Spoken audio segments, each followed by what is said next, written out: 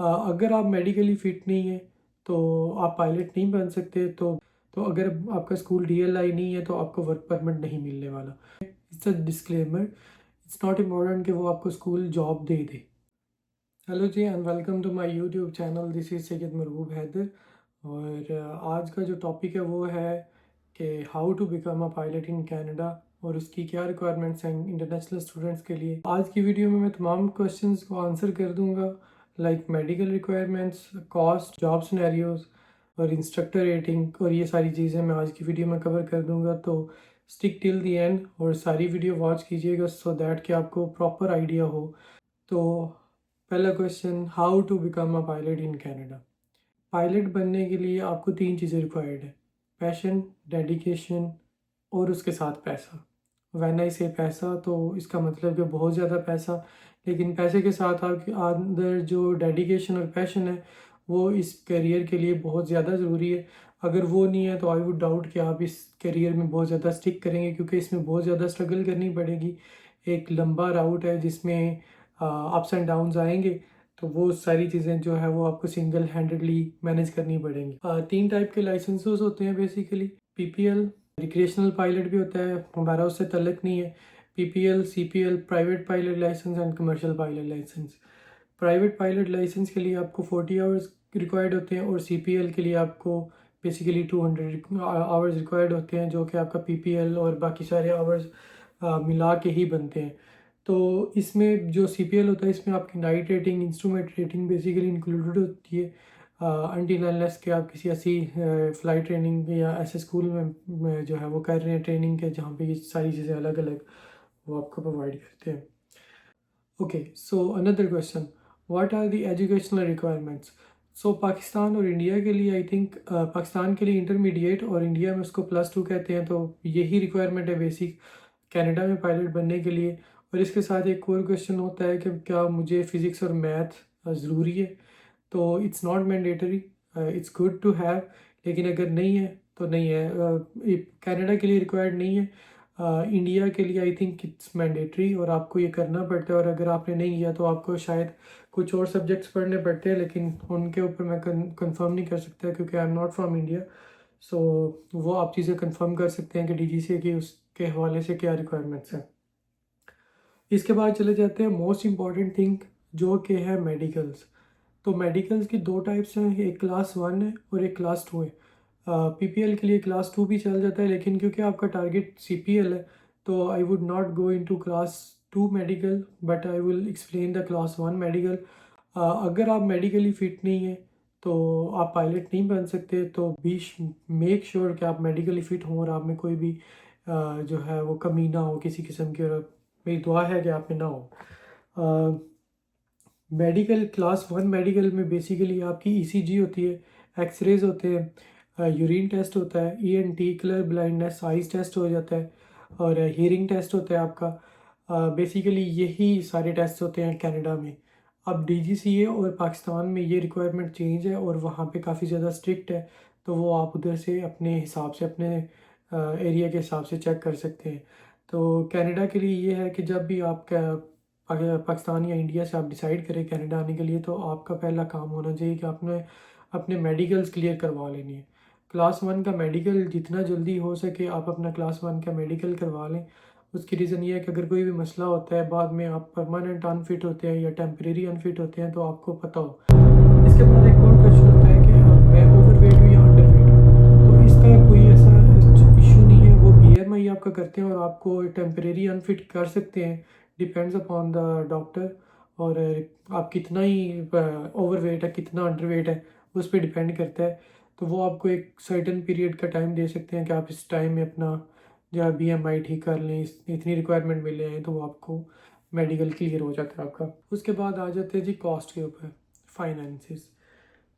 तो cost Canada में आपको प्राइवेट पायलट और CPL करने के लिए जो 0 to 200 आवर्स हैं, वो आपको 60,000 to 70,000 कनेडियन डॉलर्स रिक्वायर्ड है। बी श्योर कि आपके पास ये अमाउंट अवेलेबल हो, और जिनको लगता है कि वो पार्ट टाइम जॉब और इन सब चीज़ों से मैनेज कर सकते हैं, तो इसके लिए मैं अलग से वीडियो बना चुका हूँ, वो ऊपर मैं पिन कर दूंगा या डिस्क्रिप्शन में उसका लिंक होगा, आप उसको चेक कर सकते हैं। मेरे चैनल पे वीडियो मौजूद है जिनको पार्ट टाइम जॉब सिनेरियो का जो है वो नई आइडिया और वो सोच रहे हैं कि पार्ट टाइम जॉब से भी कनाडा में फ़ीस वगैरह ट्रेनिंग की मैनेज करना ईजी है, तो वो वीडियो जाके देख सकते हैं, तो उनके वो क्वेश्चन जो है वो आंसर हो जाएंगे।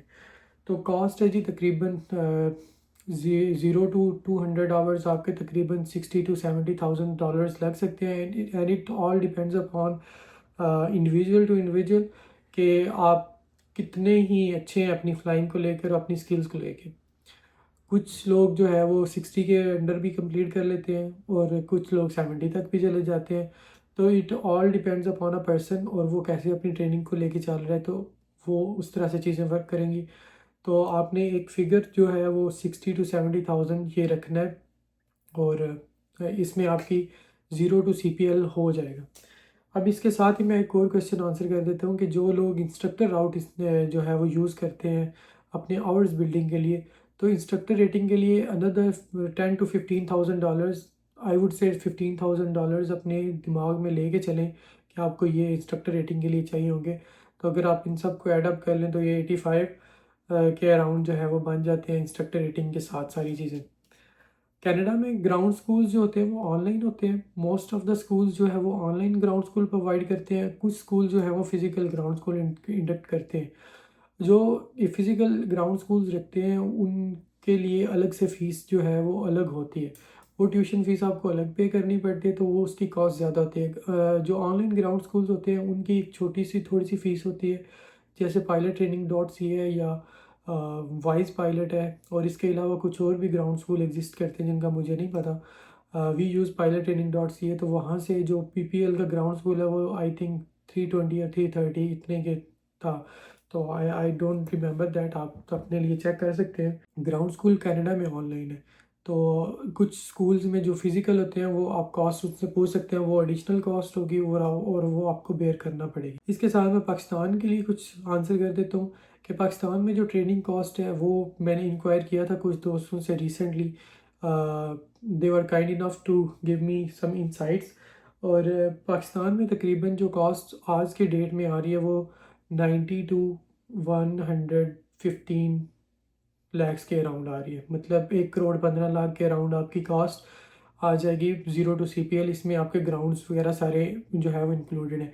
पाकिस्तान में ऑनलाइन ग्राउंड स्कूल अवेलेबल नहीं है, तो आपको फ़िज़िकल ग्राउंड स्कूल लेना पड़ता है, विच इज़ अराउंड 10 लाख्स के अराउंड उसकी फ़ीस है, तो वो आपको पे करनी पड़ती है। और वो बेसिकली जो मैंने कोट किया है एक प्राइस 1 करोड़ 15 लाख के अराउंड, तो वो उसी में इंक्लूडेड है। पाकिस्तान में जो फ़्लाइंग स्कूल्स हैं वो लाहौर वाले जो फ़्लाइंग स्कूल्स हैं उनके अच्छे रिव्यूज़ हैं। रावलपिंडी में भी एग्जिस्ट करते हैं और कराची में भी हैं। मैंने लाहौर का ज़्यादा सुना है, तो लाहौर के स्कूल जो हैं वो काफ़ी अच्छे हैं। इसके बाद चलते हैं जी कनाडा में जो फ़्लाइट स्कूल्स हैं। बेसिकली कनाडा में डिफरेंट प्रोविंसेस हैं, हर प्रोविंस का अलग रूल्स हैं, अलग सीन है। तो मैं इस टॉपिक को ज़रा प्रॉपर ब्रीफली जो है वो डिस्कस कर देता हूँ, ताकि आपके जो फ़्लाइट स्कूल को चूज़ करने के क्वेश्चन हैं वो भी कवर हो जाए। Whenever you decide to choose a flight school, पहले तो अपनी प्रोविंस फाइनल करेंगे आपने किस प्रोविंस में जाना है। हर प्रोविंस के अपने प्रोज एंड कॉन्स हैं। जैसे वैंकूवर है, वहाँ पे रेन बहुत ज़्यादा है। टोरंटो है, वहाँ पे स्नो बहुत ज़्यादा पड़ती है। मैनीटोबा है, यहाँ पे भी स्नो बहुत ज़्यादा पड़ती है, लेकिन यहाँ का ये है कि यहाँ पे सनी डेज बहुत ज़्यादा होते हैं, तो आपको फ्लाइंग के लिए ज़्यादा दिन मिल जाते हैं। इसके बाद सस्कैचुअन है, वहाँ पे भी यही सीन है, क्योंकि प्रेरीज बेसिकली इनको कहते हैं इन प्रोविंसेस को। तो यहाँ पे ये है कि वेदर हार्श है, लेकिन आपकी कॉस्ट ऑफ लिविंग ये थोड़ी सस्ती है एज़ कम्पेयर टू ओंटारियो या वैंकूवर BC। तो आप इन प्रोविंसेस को कंसिडर कर सकते हैं। अब स्कूल डिसाइड करने से पहले ये देख लें, जो आपने स्कूल फाइनलाइज़ किए हैं पहले तो उनका जाके चेक करें कि वो DLI है या नहीं है। अगर तो आपको बाद में वर्क परमिट चाहिए, 2 साल की स्टडी के बाद आपको 3 साल का वर्क परमिट मिलता है। तो अगर आपका स्कूल DLI नहीं है तो आपको वर्क परमिट नहीं मिलने वाला। तो मेक श्योर कि आपका स्कूल DLI हो। और उसके बाद आपने अगर स्कूल डिसाइड कर लिया, DLI भी चेक कर लिया, इट्स DLI, उसके बाद आप स्कूल को ईमेल करें, उनसे पूछें कि जो फ़ीस है स्कूल की विद टैक्सेस वो हमें बताएं। जब वो फी टैक्सेस आपको बताएंगे, जो आपको एक फ़िगर देंगे उसके ऊपर आप, मेरा एक रूल है कि आप उसके ऊपर 10%, 10 to 15% उसके ऊपर ऐड कर लें। लेट्स सपोज अगर वो आपको $60,000 का कोट देते हैं विद टैक्सेस, तो उसके बाद आप $7,000, $6,000 अपने आप से भी ऐड कर लें कि ये मेरी कॉस्ट आएगी, to be on safer side. उसके बाद आप फेसबुक ग्रुप्स हैं उनमें पोस्ट करें स्कूल के बारे में, रिव्यूज़ लें। जो उनके एग्जिस्टिंग स्टूडेंट्स हैं उनसे रिव्यूज़ लें, बुकिंग्स के पूछें, प्लेन्स का पूछें, इंस्ट्रक्टर टू प्लेन रेशो पूछें। ये तमाम इंपॉर्टेंट क्वेश्चंस हैं। ये मैं जल्दी से कवर कर रहा हूँ, लेकिन ये इतने इंपॉर्टेंट है कि आप इनको लिख के रख लें और जितने भी स्कूल्स आप हंट करें उनसे सबसे ये क्वेश्चन ज़रूर पूछें।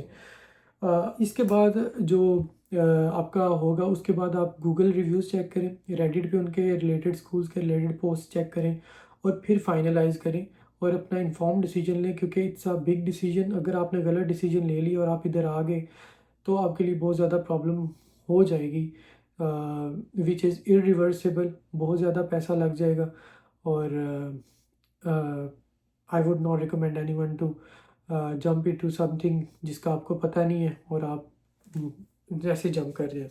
अच्छा, इसके बाद फ़्लाइट इंस्ट्रक्टर कोर्स जो मैंने थोड़ी देर पहले एक्सप्लेन कर दिया था।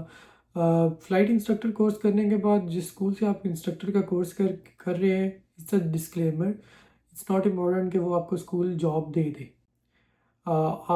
It all depends upon your connections, your skills, और आपने थ्रू आउट 2 साल में जो आपने ट्रेनिंग के दौरान जो चीज़ें कवर की हैं वो किस तरह से की हैं, तो वो फिर आपको स्कूल उन चीज़ों पे जज करके आपको इंस्ट्रक्टर के लिए चूज़ करता है या नहीं करता है। It all depends upon the school. तो आप इस चीज़ को कंसीडर कीजिएगा कि ये आपको गारंटीड नहीं होता कि आपको school as a instructor hire कर लेगा। तो ये सारा सिनेरियो था। I think I have answered each and every question about cost, about medicals और स्कूल के रिगार्डिंग, और उसके अलावा जो कुछ टिप्स थी वो मैंने कवर कर दी हैं। इसके बाद जो अगर आपको जानना है कि कनाडा में as an international student life कैसी है, तो आप मेरे व्लॉग्स चेक कर सकते हैं चैनल से, और पार्ट टाइम जॉब सिनेरियो के ऊपर ऑलरेडी मैंने एक वीडियो बना रखी है, आप उसको चेक कर सकते हैं। इसके अलावा भी आपके फर्दर क्वेश्चंस हैं तो आप कमेंट्स में मुझे से पूछ सकते हैं। I would be more than happy to answer them as well. और इसके बाद अगर किसी के भी क्वेश्चंस हैं या वो पर्सनलाइज मेरे से कॉल पे बात करना चाह रहे हैं, तो वो मेरे इंस्टाग्राम बायो में या डिस्क्रिप्शन में मैंने लिंक दिया हुआ है, वहाँ से मेरे से 1-1 मीटिंग बुक कर सकते हैं for a personalised guide. It's not mandatory, required नहीं है। अगर आप चाह रहे हैं कि मैं आपको पर्सनलाइज्ड गाइड करूं, तो आप डेफिनेटली मेरे से कॉल बुक कर सकते हैं, सो दैट आई नो कि आप सीरियस हैं और हम एक दूसरे का टाइम वेस्ट नहीं कर रहे। Okay ji, that's it for today's video. I think I have answered each and every question very properly. इसके बाद आई डोंट थिंक सो आपके कोई क्वेश्चंस रहेंगे। अगर फिर भी हैं तो कमेंट्स में पूछ सकते हैं। That's it for today. I hope you liked the video. I hope it helped, and that's it. See you in next. Allah Hafiz.